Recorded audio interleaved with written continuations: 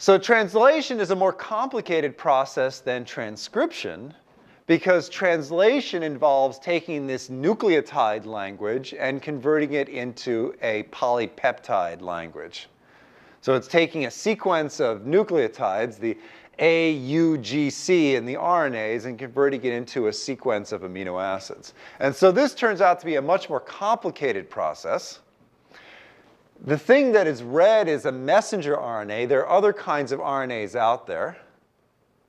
The product is a polypeptide. So this is, in a sense, a mRNA-dependent polypeptide synthase. But we call them ribosomes. The ribosomes themselves consist of a combination of another kind of RNA called ribosomal RNA, in fact, multiple types of ribosomal RNAs, in association with a bunch of ribosomal proteins. In addition to this, you have these other additional kind of RNAs called transfer RNAs, and the transfer RNAs are responsible for taking the nucleic acid information and converting it into amino acid information. And the thing that is responsible for making sure the right amino acids end up being associated with the right transfer RNAs is an enzyme called amino acyl tRNA synthase.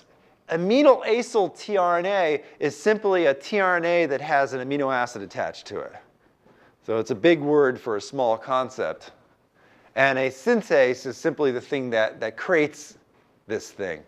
So the amino acyl tRNA synthases are enzymes that are responsible for bringing together amino acids and tRNAs. I say this because I know from experience that people just get blown away by the words. It's like semi-conservative DNA replication, huge word, or pyrimidine, which describes the simpler of the nucleotides. And it's best to just avoid getting caught up in the words. And one way you can do this is by looking at the words themselves and getting a sense of what they're actually telling you.